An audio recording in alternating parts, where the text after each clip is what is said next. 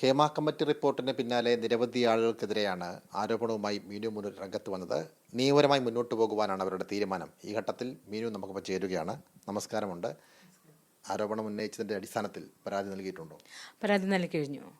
കാരണം നമ്മുടെ അന്വേഷക സംഘം മാഡം എന്നെ വിളിച്ചിരുന്നു. മാഡം തന്ന ഇമെയിൽ ഐ ഡിയിലോട്ട് DIGക്കും മാഡത്തിനും പരാതി അയച്ചു കഴിഞ്ഞു. 7 പേർക്കെതിരെ, അതായത് മുകേഷ്, മണിയമ്പിള്ള രാജു, ജയസൂര്യ, ഇടവേള ബാബു, പിന്നെ പ്രൊഡക്ഷൻ കൺട്രോളർ നോബിൾ, പിന്നെ അഡ്വക്കേറ്റ് ചന്ദ്രശേഖരൻ, ദെൻ വിച്ചു. ഈ അന്നുണ്ടായ സംഭവ വികാസങ്ങളെല്ലാം ഓരോ ആളുകളിൽ നിന്നുണ്ടായ തിക്താനുഭവങ്ങളൊക്കെ ഈ പരാതിയിൽ സൂചിപ്പിക്കുന്നുണ്ടോ? ഇപ്പം മീഡിയയിൽ നമ്മളൊരു ഫിസിക്കൽ അബ്യൂസ് എന്നാണ് പറഞ്ഞത്, പക്ഷേ പരാതിക്കകത്ത് ഡീറ്റെയിൽഡ് ആയിട്ട് എഴുതിയിട്ടുണ്ട്. എന്ത് നടന്നു, എവിടെ വെച്ച് നടന്നു, അതെല്ലാം നമ്മൾ ഡീറ്റെയിൽഡ് ആയിട്ട് എഴുതണമല്ലോ. പിന്നെ നമുക്ക് തെളിവുകൾ എല്ലാം വളരെ ഡീറ്റെയിൽഡ് ആയിട്ട് 2013 മുമ്പാണെങ്കിലും വളരെ ഓർത്ത് എന്നെ കഴിയുന്നത് മാക്സിമം നല്ലൊരു ലെറ്റർ ഡ്രാഫ്റ്റ് ചെയ്ത് അയച്ചിട്ടുണ്ട്. അവരിൽ നിന്നുമുണ്ടായ മോശം അനുഭവങ്ങൾ പരാതിയിൽ തുറന്നെഴുതിയിട്ടുണ്ട്. തുറന്നെഴുതിയിട്ടുണ്ട്. സ്വാഭാവികമായും അന്വേഷണ സംഘം ബന്ധപ്പെട്ടിരുന്നു. അവരെന്താണ് ചോദിച്ചിട്ടുള്ളത്? അവർ ചോദിച്ചു എന്തെങ്കിലും ഭീഷണിയോ അങ്ങനെ എന്തെങ്കിലും ഉണ്ടോ, എന്ത് സഹായം വേണമെങ്കിലും ആ നിമിഷം ഞങ്ങളെ വിളിച്ചോണം, ഒന്നിനും പേടിക്കേണ്ട, ഞങ്ങളുടെ കൂടെ. അങ്ങനെ നല്ലൊരു വൺ സപ്പോർട്ടാണ് അവർ നമുക്ക് തന്നിരിക്കുന്നത്. അന്വേഷണ സംഘത്തിൽ പ്രതീക്ഷയുണ്ടോ? ഉറപ്പായിട്ടും. എനിക്കൊരു തോന്നുന്നത് ഇത് എൻ്റെ ഈ ഒരു ഇതോടുകൂടി ലാസ്റ്റ് ആയിരിക്കുന്ന തോന്നുന്നത്. ഇതോടുകൂടെ എല്ലാം ഈ ഒരു മാഫിയ സംഘം എല്ലാം നിൽക്കുമെന്നാണ് എൻ്റെ ഒരു വിശ്വാസം. ഇനി അങ്ങനെ ഒരു ആർട്ടിസ്റ്റിനെ എന്നല്ല, ഒരു പെണ്ണുങ്ങൾക്കെതിരെ ഇനി അങ്ങനെ ആൾക്കാർ ഒരു ദുരുപയോഗം നടത്തുമെന്ന് എനിക്ക് തോന്നുന്നില്ല. ഈ രാജ്യത്ത് തന്നെ ഇപ്പോൾ ആദ്യമായിട്ടാണ് ഇത്തരമൊരു കമ്മിറ്റിയെ ഒരു സർക്കാർ നിയോഗിക്കുന്നത്. അതിൻ്റെ അടിസ്ഥാനത്തിൽ ഉണ്ടായ ഭൂകമ്പങ്ങൾ വളരെ വലുതാണ്. ഈ സർക്കാരിൻ്റെ ഈ തീരുമാനത്തിൽ പ്രതീക്ഷയുണ്ടോ? ഉറപ്പായിട്ടും. പിണറായി സാർ പറഞ്ഞ ആ ഒരു സ്റ്റേറ്റ്മെൻ്റ് ഉണ്ടല്ലോ, ഏതെങ്കിലും സ്ത്രീകൾ അങ്ങനെ ആക്രമിക്കപ്പെട്ടിട്ടുണ്ടെങ്കിൽ നിങ്ങൾ കം ഫോർവേഡ്, ഞങ്ങൾ എല്ലാ രീതിയിലും ഏത് പ്രമുഖന്മാരാണെന്ന് നോക്കത്തില്ല, we will take A strong action എന്ന് ഓൾറെഡി പറഞ്ഞത്.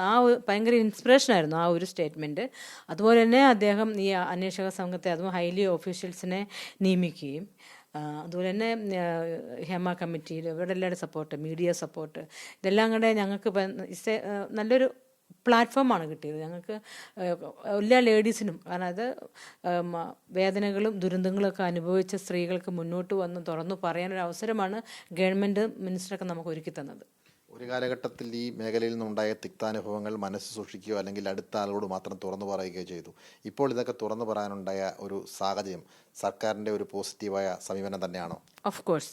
അതുകൊണ്ട് മാത്രമാണ്. കാരണം അന്ന് എനിക്ക് 2013 മുമ്പ് എനിക്ക് കംപ്ലൈൻറ്റ് കൊടുക്കാനൊക്കെ പേടിയായിരുന്നു. കാരണം എന്നെ സിനിമയിൽ നിന്ന് മാറ്റി, പക്ഷേ ലോകത്തിൽ നിന്ന് മാറ്റി അതിൻ്റെ പിള്ളേർക്കാരുണ്ട്. അതുകൊണ്ട് എനിക്ക് they are highly influenced people. അപ്പോൾ അതുകൊണ്ട് കേസ് ഒതുക്കാം, നമ്മൾ വെറുതെ കേസ് കൊടുത്ത് നാണം കെടുകൾ, അതിന് ജസ്റ്റിസ് കിട്ടുമോ, അതുകൊണ്ട് ആ ഒരു പേടിയുണ്ടായിരുന്നു.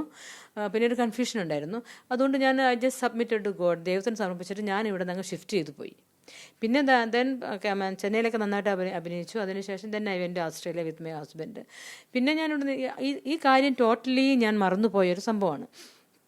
ഇപ്പോൾ ഈ സോഷ്യൽ മീഡിയയിൽ ഇങ്ങനെ ഇതെല്ലാം കണ്ടപ്പോഴത്തേക്കും ഞാനും അതൊക്കെ വാച്ച് ചെയ്തപ്പം ഈ രേവതിയുടെ കരച്ചിലൊക്കെ കണ്ടപ്പോഴത്തേക്കും എനിക്ക് സത്യത്തിൽ ആ കുട്ടിയുടെ കൂടെ എനിക്കും കൂടെ കരച്ചിൽ വന്നുപോയി. കാരണം ആ കുട്ടി അനുഭവിച്ചത് എനിക്ക് ഐ ക്യാൻ അണ്ടർസ്റ്റാൻഡ്. അപ്പോൾ ഇനിയും, കാരണം ആ കുട്ടി കരയുന്നുണ്ടെങ്കിൽ എനിക്കൊരു മകളുണ്ട്, ആ മകൾ കരയുന്ന പോലായിട്ട് എനിക്ക് ഫീൽ ചെയ്തത്. കാരണം ഇനിയും ഒരു പെൺകുട്ടികൾക്ക് ഇനി അങ്ങനെ ഒരു ദുരന്തം ഉണ്ടാവാതിരിക്കാനായിട്ട് ഇനി ആരും ഇതുപോലെ വന്ന് കരഞ്ഞ് മീഡിയയുടെ മുമ്പിൽ വന്ന് കരയാൻ പാടില്ല. ഒരു സ്ത്രീകളും കരയാൻ പാടില്ലെങ്കിൽ എന്താ വേണ്ടത്? നമുക്ക് നല്ലൊരു സ്ട്രോങ് ആയിട്ടുള്ളൊരു അസോസിയേഷനാണ് വേണ്ടത്. ഈ അസോസിയേഷൻ എന്ന് വെച്ചാൽ ഇപ്പോൾ നമ്മുടെ അമ്മയുടെ അസോസിയേഷൻ ആണെങ്കിൽ കുറേ നാളായിട്ട് സീനിയേഴ്സ് തന്നെയാണ് ലീഡിങ്. അവരങ്ങ് അടക്കി ദേ ആർ ഡോമിനേറ്റിങ്. ഇപ്പോൾ പൃഥ്വിരാജ് എന്നൊക്കെ പറഞ്ഞാൽ വളരെ എഫിഷ്യൻ്റ് ആൻഡ് എഡ്യൂക്കേറ്റഡ് ആയിട്ടുള്ള ആൾക്കാരാണ്. എന്തുകൊണ്ട് അവരെയൊക്കെ ഈ പ്രസിഡന്റ് സ്ഥാനത്തിലുണ്ടാക്കുന്നില്ല? ഇപ്പോൾ പൃഥ്വിരാജ് മാത്രമാണ് എന്ത് പ്രശ്നം ഉണ്ടായാലും അവിടെ ഓപ്പണായിട്ട് നിഷ്പക്ഷമായിട്ട് സംസാരിക്കുന്നത് പൃഥ്വിരാജും ടോവിനോയൊക്കെയാണ്. അപ്പം അവരൊക്കെയാണ് കമ്മിറ്റിയിലോട്ട് വരേണ്ടത്. അവരും പിന്നെ സ്ത്രീകളില്ലേ, പാർവതി, അവരൊക്കെ വന്നു കഴിയുമ്പോഴത്തേ അപ്പോൾ രണ്ടുപേരായല്ലോ. അപ്പം സാധാരണ ആൾക്കാർക്ക് അവരുടെ കാര്യങ്ങൾ ഇവിടെ അവതരിപ്പിക്കാനും എല്ലാ കാര്യങ്ങളും ഇവിടെ പറയാനും ഇതുപോലെ മീഡിയയുടെ മുമ്പിലൊന്നും പോകേണ്ടി വരത്തില്ല. പോലീസിൻ്റെ അടുത്ത് പോലും വില വരുത്തില്ല. കുടുംബത്തിലെ പ്രശ്നങ്ങൾ കുടുംബത്തിൽ തന്നെ പരിഹരിക്കാൻ കഴിയും. അതാണല്ലോ ഈ അമ്മ എന്നുള്ള പേരിട്ട് തന്നത്. ഇത് ഭയങ്കര ഇവർ തന്നെ ഇവരുടെ ഇഷ്ടമാണ് നടക്കുന്നത് ഫിലിം ഫീൽഡിൽ. ഇവരുടെ ഇഷ്ടം, ഇവർക്കൊരാളെ ഇഷ്ടപ്പെട്ടാൽ അവർക്ക് കീഴടങ്ങിയിരിക്കണം, കീഴടങ്ങിയില്ലെങ്കിൽ അവരെ തെറിപ്പിച്ച് കളയും. അപ്പോൾ ആ ഇതെല്ലാം മാറി ഒരു ശുദ്ധികലാശം നമ്മുടെ കേരളത്തിൽ നടക്കണം. I mean Malayalam film industry എന്നത് മാത്രമല്ല, കേരളത്തിലും ഇന്ത്യയിലും സ്ത്രീകൾക്ക് എല്ലാ സ്വാതന്ത്ര്യവും അവർക്ക് അവരുടെ വർക്ക് പ്ലേസിൽ അവർക്ക് ഉണ്ടാവണം. പിന്നെ ബെഡ് ഷെയർ ചെയ്യുക എന്നൊക്കെ വെച്ചാൽ അത് ഓരോരുത്തരുടെ സ്വയ താല്പര്യമാണ് അല്ലേ. അവരാരും ഇങ്ങനെ ഫോഴ്സ് ചെയ്യാൻ പാടില്ല, അവരെ കമ്പൽ ചെയ്യാൻ പാടില്ല, പ്രഷറൈസ് ചെയ്യാൻ പാടില്ല.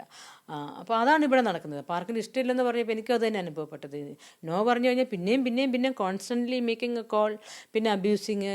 അപ്പം ഇതിനൊക്കെ ഒരു തടയം വേണം നമുക്ക്. ഇതിനൊക്കെ അപ്പോൾ ഈ ഇൻസിഡൻറ്റ് ഇപ്പോൾ നടക്കുന്ന നമ്മുടെ ഈ സംഭവത്തിൽ ഇനി ഇവർക്ക് തന്നെ വേറെ ജനറേഷൻ ഉണ്ടല്ലോ, അവർക്കെല്ലാവർക്കും മറ്റുള്ള സാധാരണക്കാർക്കും ഇതൊരു വലിയൊരു പാഠമാണ്.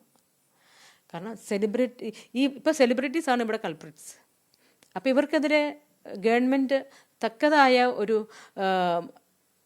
അവർക്ക് ഒരു ആക്ഷൻ എടുക്കുമെന്നാണ് ഞങ്ങളുടെ എല്ലാവരുടെയും വിശ്വാസം. അപ്പോൾ അവർക്കും അതിൻ്റെ പണിഷ്മെൻറ്റ് കിട്ടുമ്പോഴാണ് സാധാരണക്കാർ തന്നെ പേടിച്ച് പോകുന്നത്. അയ്യോ അവർക്ക് തന്നെ ശിക്ഷ കിട്ടി, അപ്പം നമ്മളെ വെറുതെ വിടുമോ? അതും ഉണ്ടാവണം. അപ്പോൾ ഇവരെ വെറുതെ വിട്ടു കഴിഞ്ഞാൽ ഇനി കൂടുതൽ ക്രൈം ഇവിടെ നടക്കുകയുള്ളൂ. ഇവരെ വെറുതെ വിട്ടാൽ. അപ്പോൾ ഞാൻ പറയട്ടെ, ഈ കുറ്റം ബാധകമാവുന്നത് പാവപ്പെട്ടവർക്ക് മാത്രമല്ല അല്ലേ. ഇപ്പം ഒരു പാവപ്പെട്ടവനാണെങ്കിൽ ഈ നിമിഷം അവനെ ഇപ്പം തലമുടിയെല്ലാം മൂട്ടിപ്പിട്ട് കുടിച്ച് കെട്ടൊക്കെ കൊണ്ടുപോകും. ഇപ്പോൾ സെലിബ്രിറ്റി ആയതുകൊണ്ട് അവരെ ഒരിക്കലും വെറുതെ വിടാൻ പറ്റത്തില്ല. സെലിബ്രിറ്റി ആയാലും പ്രമുഖനായാലും പാവപ്പെട്ടവനായാലും മുതലാളിയായാലും ക്രൈം തന്നെ, ഒഫൻസ് തന്നെയാണ്. അപ്പം അതിന് ഇപ്പോഴത്തെ പ്രൊവിഷൻസ് ഓഫ് ലോ അനുസരിച്ച് ഇപ്പോൾ എന്തൊക്കെ മാറിയല്ലോ, അത് തക്കതായ അപ്രോപ്രിയേറ്റ് ആക്ഷൻ ഗവൺമെൻറ് എടുക്കും. അതുപോലെ തന്നെ നമ്മുടെ അന്വേഷണ സംഘം ഇനിയും മൂടിക്കിടക്കുന്ന കുറേ സത്യങ്ങൾ അവർ വെളിച്ചത്ത് കൊണ്ടുവരും കൂടെ എന്നെനിക്ക് ആത്മവിശ്വാസമുണ്ട്. എന്തായാലും ഹേമ കമ്മിറ്റി റിപ്പോർട്ടിന് പിന്നാലെ സർക്കാർ നിയോഗിച്ചിട്ടുള്ള അന്വേഷണ കമ്മീഷനിലും സർക്കാരിലും വലിയ പ്രതീക്ഷയുണ്ട് എന്നാണ് മീനു മുനീർ വ്യക്തമാക്കുന്നത്. സാംജിത് ആർപ്പൂക്കരയ്ക്കൊപ്പം സനോജ് സുരേന്ദ്രൻ, കൈരളി ന്യൂസ്, കൊച്ചി.